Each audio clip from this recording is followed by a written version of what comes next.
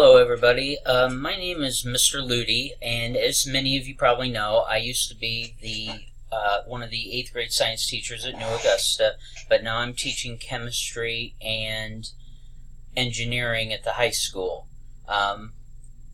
One thing I said when I left New Augusta was, and I told Mrs. Mills this, I said, please do not let the regatta end. Myself and Miss Anderson ran it for several years, and it was started by another teacher, Mr. G, before I even came to New Augusta. So I've already talked several times with Mr. Sieferman and Mrs. Blessick about continuing this regatta. They're a little overwhelmed by the largeness of this project, and I've said I will help as much as I possibly can. That begins today with this video I'm making, because normally the Friday after spring break we always have had a meeting, because as I call this is the unofficial official beginning of the regatta. So with grand fanfare, let me get my PowerPoint going here. Cabernan, which is the Cardboard Boat Racing Association of New Augusta North, Cabernan proudly brings you the Cardboard Regatta for 2016. And this is a PowerPoint that Mr. Sieferman and Miss Blessick have, and it's available to you, but quite honestly, a lot of what I'm going to talk about today is simply on this document. And as I said, today is the official kickoff for the regatta. It is unofficial because you are not building a boat yet. You have a few weeks before you start building a boat. It's official because you have a lot of work to do before you build that boat. So when I say who are we, what I'm really doing is I'm helping Mr. Sieferman and Miss Blessick along, and so they can become the true Cabernan co-presidents, because they are. They're now in charge of this, which makes me realize, and I need to say, I'm going to say some things that a week or two from now, Mr. Sieferman and Miss Blessick are going to say, no, we're not doing it that way. And that's fine. I'm only going to tell you what I have done for the last 11 years, and what other teachers I've worked with and I have done for the last 11 years. But your teachers could simply say, we're not doing that. And that's fine. They need to make this project their own. But I also know when I announced I was leaving, students were like, are we still going to have a regatta? My hope is, I hope this regatta goes on until there is not a New Augusta North. So, who are we? Who are your teachers? They are Cabernan's co-presidents. Cabernan is kind of like NASCAR. The NASCAR stands for the National Association of Stock Car Auto Racing. Well, what do? They sanction races. They allow race car drivers to bring their cars to certain tracks and race on Sundays or Saturdays. Well, Cabernan, Mr. Sieferman and Miss Blessick, they are the co-presidents. They're going to make the rules. We have a set of rules in place that we've used for years. They may not use some of them. They may invent some new rules. They are also the bank. They are B&S Bank. For years we were A&L Bank. Well, new ownership. And so your teachers are now the owners of the bank that you are going to do all of your banking with. Because you don't just get to build a boat.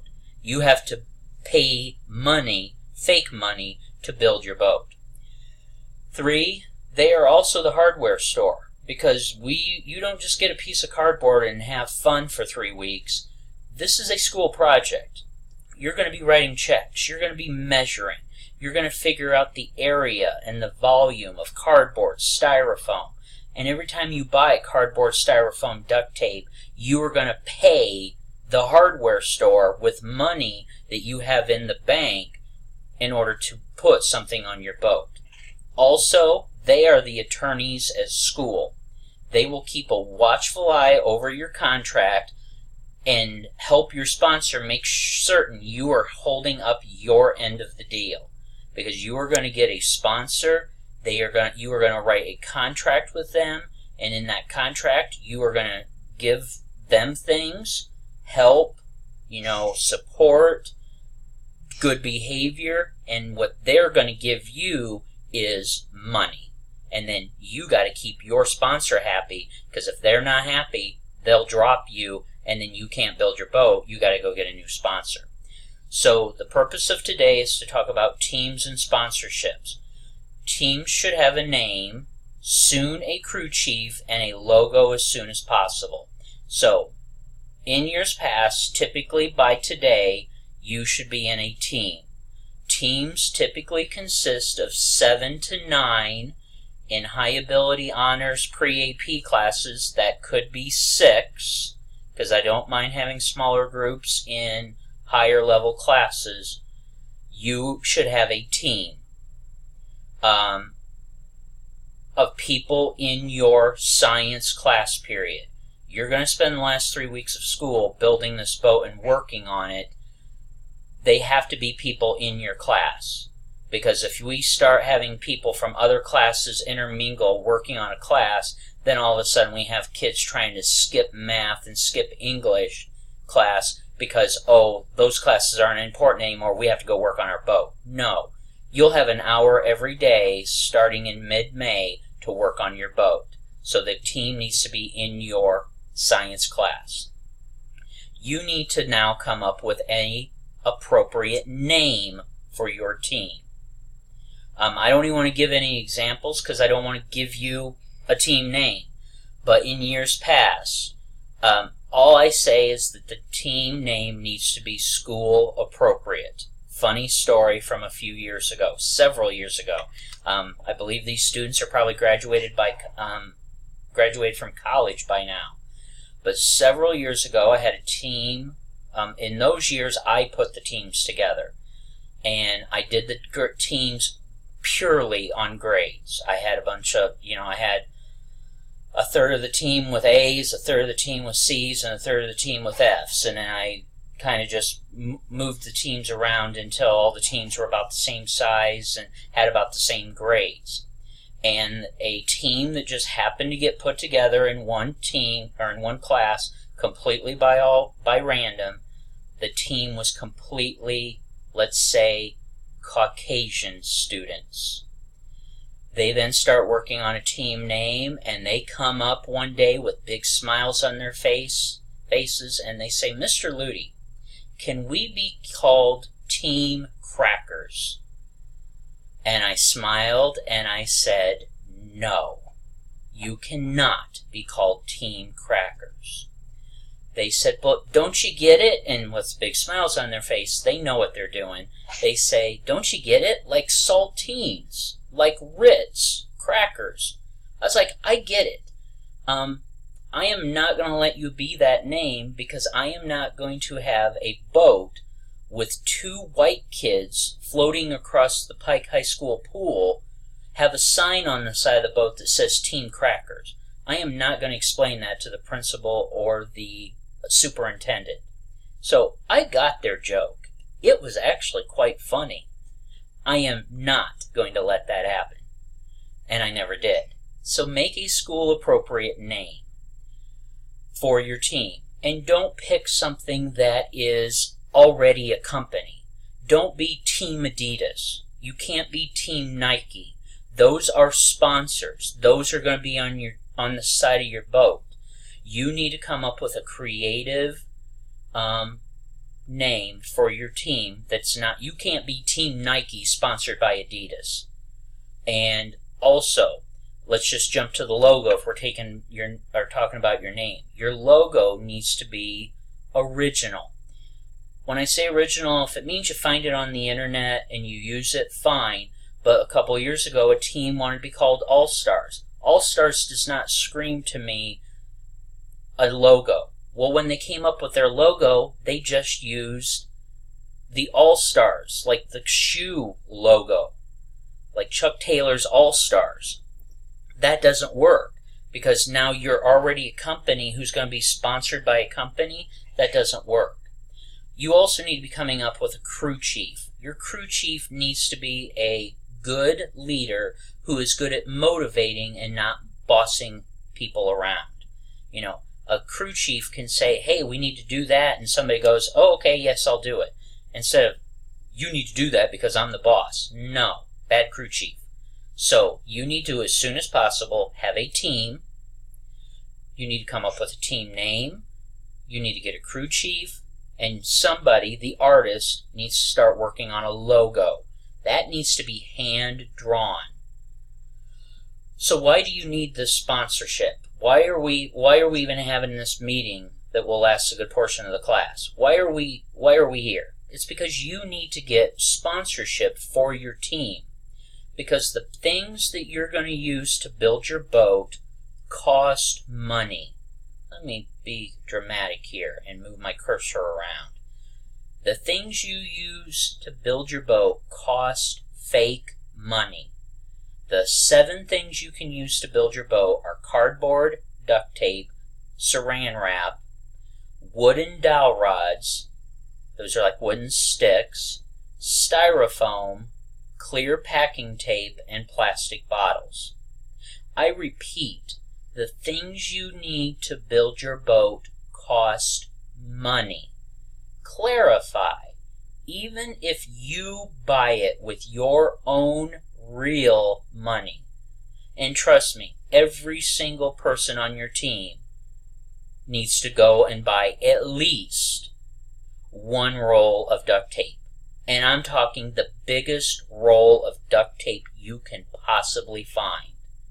You will be charged $2,500 of fake money for a roll of duct tape.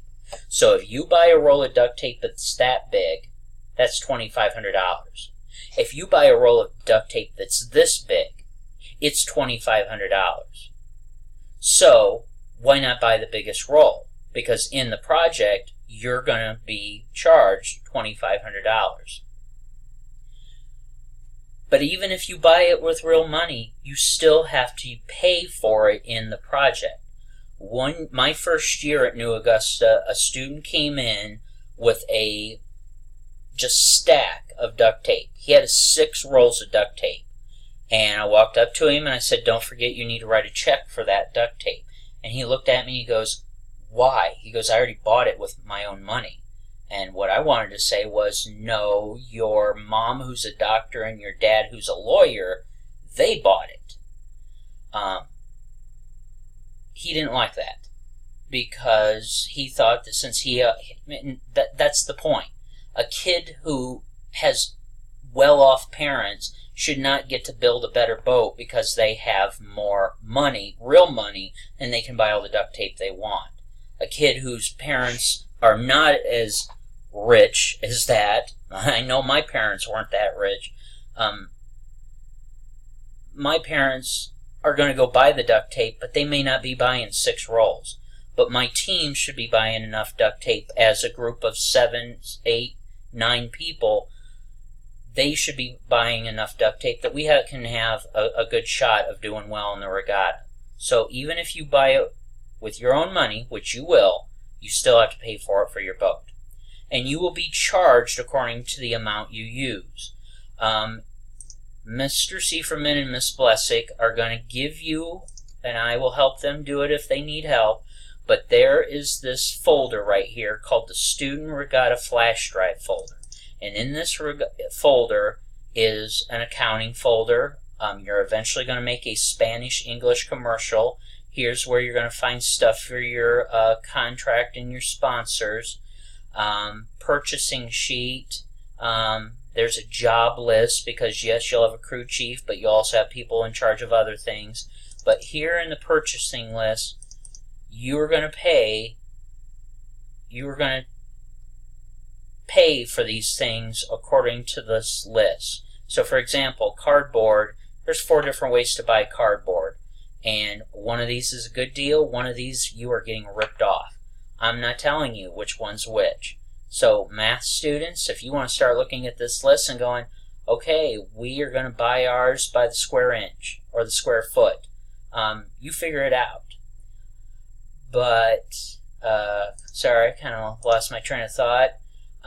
You will be charged according to the amount you use. So yes, that was the list I wanted to show you. So where are you going to get this money? You are going to get this money from sponsors. Who are these sponsors? Sponsors are teachers posing as directors of marketing for many of your favorite businesses, such as, and one of the other documents that you will get access to is this. And this is by no means even started.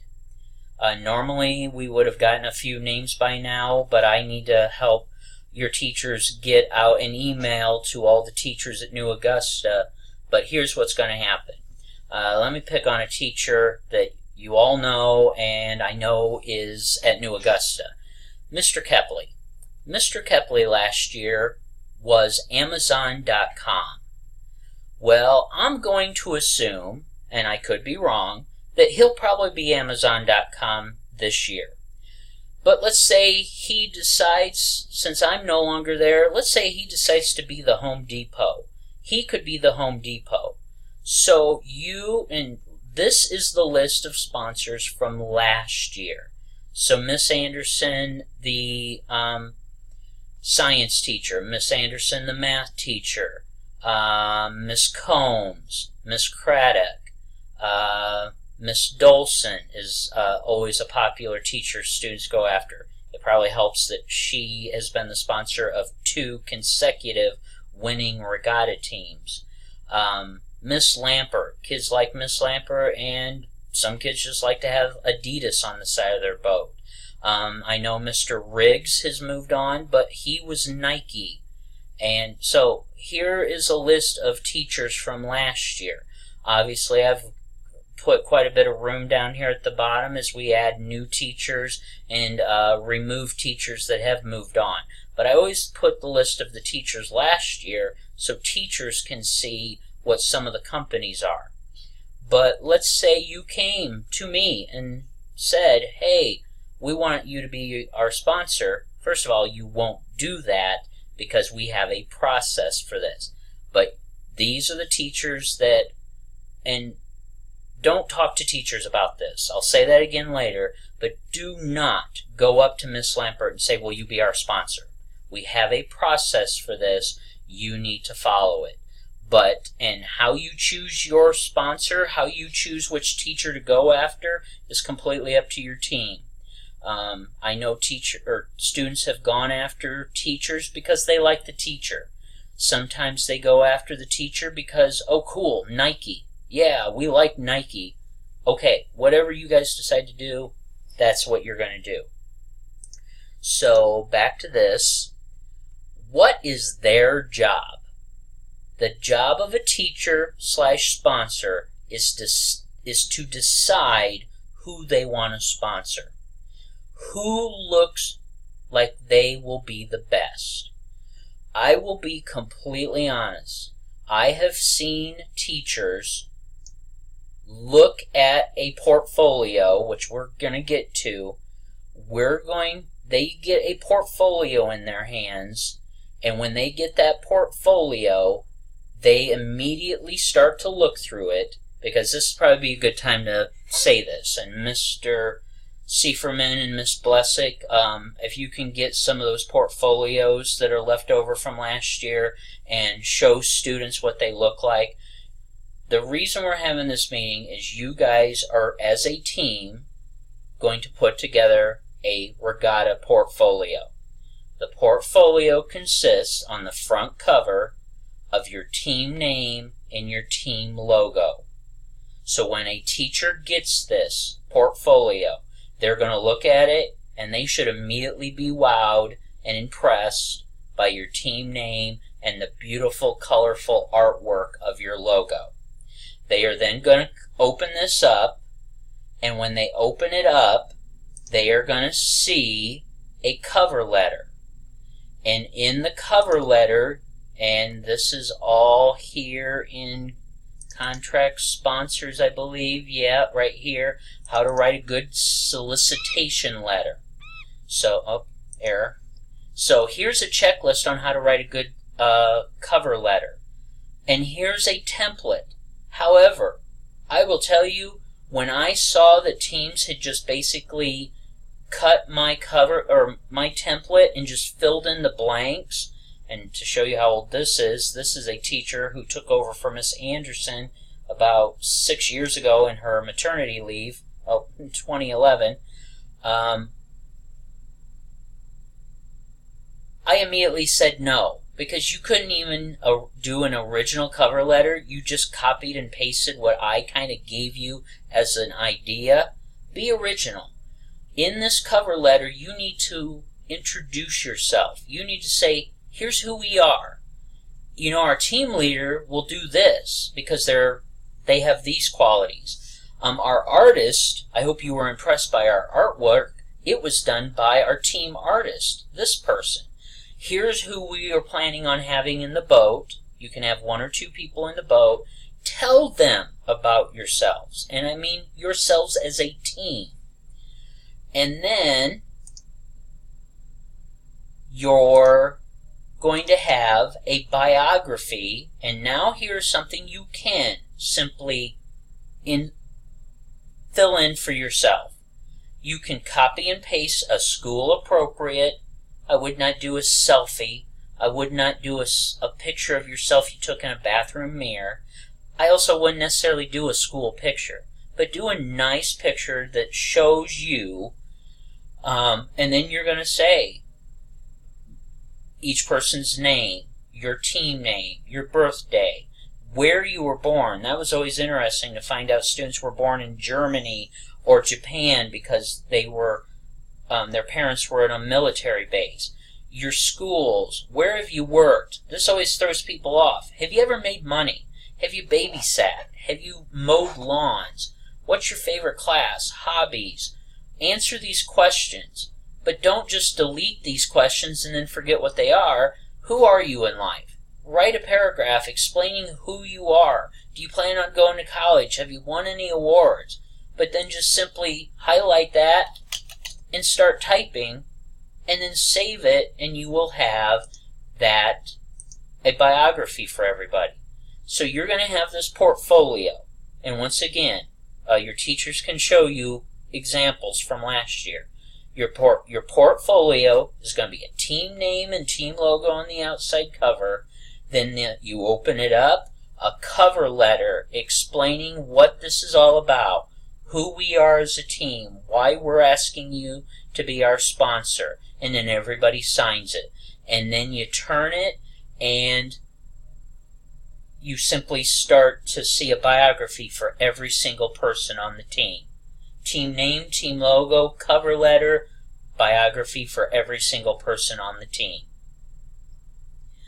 I have seen teachers get a portfolio, be impressed by the artwork and the team name, and then they open it up, and the cover letter says, "Dear potential sponsor." And the teacher closes the portfolio up, hands it directly back to me, and says, "That's not even addressed to me." But usually I even catch that before it even makes it to the teacher, and I hand it back to you and say, "I don't know who this goes to. You didn't even put the teacher's name on it."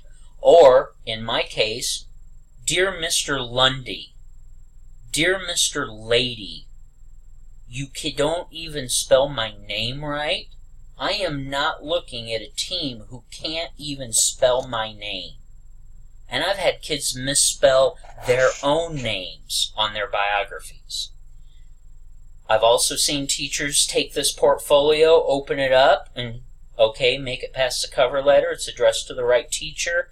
And then the teacher gets to a page, and the teacher closes the portfolio, puts it down, and said, "That kid cussed me out last year." You may not think that's fair, but that's life. If you have somebody on your team who has cussed a teacher out, teachers don't tend to carry grudges, but they also have good memories. And if you've cussed a teacher out, that might not be a teacher you want to go after. So their job is to decide who they want to sponsor. just like it was your job to decide who you wanted to go after. They're going to pick who they decide they want. And, but they're going to do that completely based on paper. I did not get a job at New Augusta North by walking in the front door and into the office and saying, I have a teaching degree, can I have a job? What I did was I filled out a job application and a resume, and the first time the principal at the time, Mr. Hall, the way he met me was through paper. He met me on a cover letter, a job application, and a resume. And based on what he saw on paper, he decided to give me a call. And because of that, and then a good interview, I got the job. You're not going to have an interview. Your teacher, your potential sponsor, is going to decide who they want completely based on what they see on paper and any prior experiences you've already had with that teacher. So, you're going to put this portfolio together. You're going to give it directly to Mr. Seiferman or Miss Blessick. They will deliver it to the teacher. Under no circumstances whatsoever should you talk to a teacher about being a sponsor. You should give the portfolio directly to your teachers. They will, as Cabernet officials, they will then deliver it to your potential sponsor. Then you need to be patient. Do not wait 5 hours and then ask if you've gotten an answer yet. They might have. You need to wait a day or two, which is why you need to start working on this today. I have had teams in the past have a meeting on Friday, go to their crew chief's house on Saturday, do the artwork, figure out a team name, do the cover letter, do a biography for everybody, and I have had portfolios in my hand on Monday. I'm not saying you all have to have it done on Monday, but I will also tell you history shows that the teams that have their portfolio done first tend to do well. Moving on. Number 2, and what their job is to then negotiate a contract and give you money. So back here in this folder, here's an example of a contract. Not even an example, it's just a blank contract. Team 1, or Party 1, you guys. Party 2, your sponsor. Well, Party, and then we can pull this down and say 1 or 2, has agreed to do something. Now, think about this. Does your sponsor really need you? The answer is no. They don't need this. Which is why I've told teachers for years, if all you want to do is say you'll sponsor a boat and you put the name of their company on the side of their boat and they give you money, the teacher's done, and they've done like 2 minutes worth of work, teachers are busy. But some teachers really get into this. I will tell you, my old contract had 15 things in it.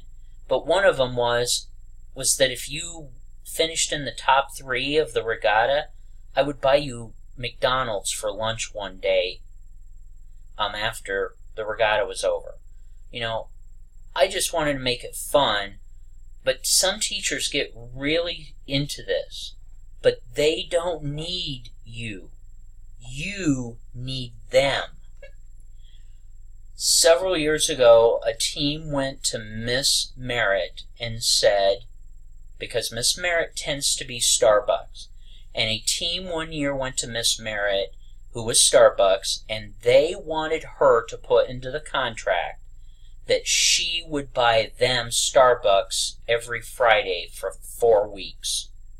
She said, I'm not signing that contract. I am not buying you Starbucks.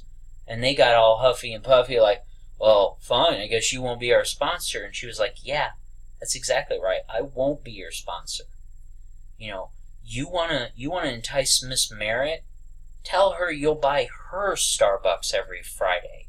I bet she'll let you do that, and I bet she'll sign that contract, and when she signs it, now she's obligated to give you money. You buy her Starbucks. I'm not saying you have to buy teachers gifts. I'm just saying that if you sign a contract, you have to do it. 1 year, a team signed a contract, and the contract said that they would wear armbands around the entire team would wear an armband around their arm every day through the course of the regatta. So for about 3 weeks, the team was supposed to wear an armband that had the sponsor's company on it, which I believe was AAA Auto Insurance. They signed their contract. I had a copy of the contract. The very next day, the team walks into my classroom, and not a single one of those students had an armband on. And I said, "Where is your armband?" And one of the kids goes, "Well, that's stupid. I'm not going to wear an armband every day." I just looked at that student and said, "But you signed a contract saying you would. You don't sign a contract saying you're going to do something and then think that what you just agreed to do is stupid. You're the one who agreed to do it." Other end of that, 1 year we had a teaching assistant, an AI, or IA, say in her contract, this woman weighed probably 90 pounds, just a really petite little person, and she put in her contract, because the team that came to her wanting her to be their sponsor, they had a boy on their team that year, big gentle giant, just a great gentle kid, thank goodness, because this boy probably weighed 220, was probably 6'3", and I mean he was a big guy, but he was nice. Knowing his size and knowing her size, she said, "I would like this boy to pick me up and carry me down the 8th grade hallway once a week on Fridays." And the boy said, "Sure, I'll do that. So that sounds kind of funny." And once a week, the teacher or the assistant would meet the kid down at the end of the hallway, and he would grab her by kind of the back of the legs and threw her over his shoulder, and he carried her down the hallway for like 3 or 4 weeks. Nobody got hurt. It was funny. It was, an easy thing for him to do, and we all had a good time with it. So they're going to negotiate a contract with you, and they'll give you money. They might have their own contract already written. I know I did. But you, the teacher, might say, I write something up. Be creative. Your teacher may have you do nothing more than put artwork on the side of their boat. But they may be a little bit more, and you decide you don't want to sign a contract, just remember, guys, you got to do this. So what's your job now as a team? You need to hold up your end of the contract. If you don't, you're going to pay fines. So another document I have here, and it's on that flash drive folder, this is called the Cabernet Discipline Plan. And you can look through all these, but I really want to point out the stuff in red. Stuff in black really doesn't affect you until you start building your boat. Stuff in red. You are going to end up getting $200,000 of fake money for the entire regatta, starting today up until the day you race your boat. Several years ago, I came up with the idea of, you know what? NASCAR will fine a driver for cussing on TV. They will fine a driver for breaking rules. And I thought, why don't we start fining students for breaking rules? So disrespecting a Cabernet official or any other adult is a $2,500 fine. That is a roll of duct tape. Now, disrespect is, that's up to the teacher. And if a teacher says they were disrespected, I just took it at their word. Now, you may not like that because you might just look at a teacher and they can fine you. Well, then be nice. That rule right there came because a kid asked me a question one day, and I gave him an answer he didn't like, and he looked at me and goes, "Okay." And he was being sarcastic, but he goes, "Okay, jerk." And I kind of thought about it, and I was like, okay. I walked over to his accountant on his team, and I said, "Ryan just called me a jerk. You guys need to write me a $2,500 fine." Everybody turned and looked at Ryan, and they were not happy with Ryan. Nobody was mad at me. They were mad at Ryan because he called me a jerk and they got fined. Competing regatta work during inappropriate times. That means you're in the middle of math class. You should be paying attention to the math lesson, but you've decided that now is the time you need to be doing your biography for the regatta. That's a $1,000 fine. OSS, $1,000 per day. ISS, $500 per day. Failure to clean up your mess, $500. And now, believe it or not, these are some of the ones that can really add up. Missing assignments. Failure to bring proper supplies to class. And then the biggies. Dress code violations, tardy to class, and talking are $100 for each offense. I love this part of I always loved this part of the school year because kids would see me come around a corner and other kids would don't hit each other, but kids would like yell at each other and go, "Mr. Luty's right there, tuck in your shirt." It's because if you don't tuck in your shirt, you start losing $100 for every time you get caught not tucking in your shirt. And I've always let the principals and the assistant principals know. Every teacher in the building should know about this. Because if you decide to disrespect a 6th grade teacher and they simply tell us about it, $2,500, a roll of duct tape is gone from your team. And then you can't tuck in your shirt. How hard is it to tuck in your shirt? But you get caught 5 times in a day not having your shirt tucked in, and that's $100 every time. $500 gone because you can't tuck in your shirt. So fines should start hopefully today. Really close to wrapping up. We're at the 37-minute mark. So you will pay fines. You're then going to build a boat and you will race it. How many sponsors can you have? 1. How much can they give you? $200,000 of fake money. And then, kind of wrapping up this whole thing, how will you communicate with your sponsors? It's so simple. Only through paper. The portfolio. A cover or a team name and a logo on the front. Open it up. A cover letter. Turn the page. A biography for every single person on your team. And the sooner we have your portfolio, the sooner you can have a sponsor. Many times it's first come, first served. And I cannot stress this enough. You have to have a portfolio, you have to have a portfolio to get a sponsor. You have to have a sponsor to get money. You have to have money to build a boat. You have to build a boat to pass the regatta. This is going to be work, I'm telling you, but talk to any new Augusta student in the last 15 years and ask them, what was the best thing you did? What was your best memory of New Augusta North? And there will be some exceptions, of course, but I would just about bet money that if you ask a former New Augusta North student what was the highlight of your middle school days, almost every single kid you will talk to will say the Cardboard Regatta. I've seen kids cry when their boat sank,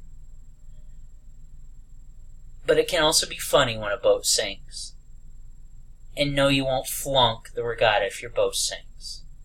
You might get a B. Oh no, high ability students, I know that scares you.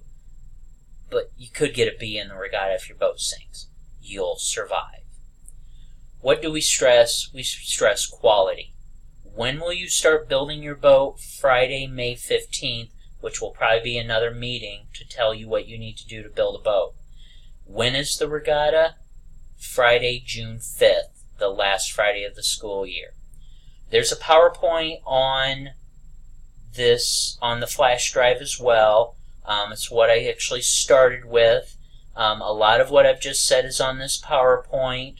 Also in here are parameters. So if somebody is really already interested in starting to think about their boat design, here are the rules for building your boat. I've told you here are some formulas for calculating cardboard and styrofoam. There's the price list again. You have stuff available, and I believe your teachers are hopefully going to put this on the G drive so you have access to it so you can see it, because you've got to have a digital copy of your biography, and you got to do your cover letter and all that, so they can just simply take these documents and put them on the G drive for students. I'm always available. You can email me if you have a question. You can talk to Mr. Seiferman and Miss Blessick and say, hey, ask them. If they can't answer it, I will be more than happy to answer questions.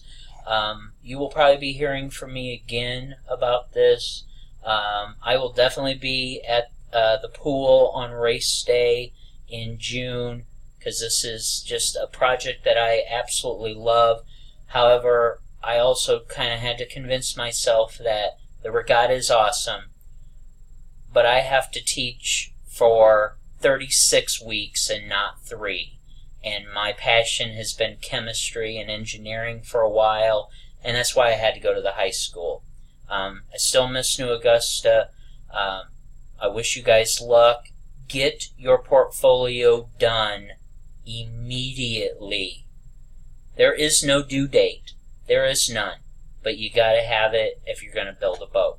So get your portfolio done. I hope this was helpful.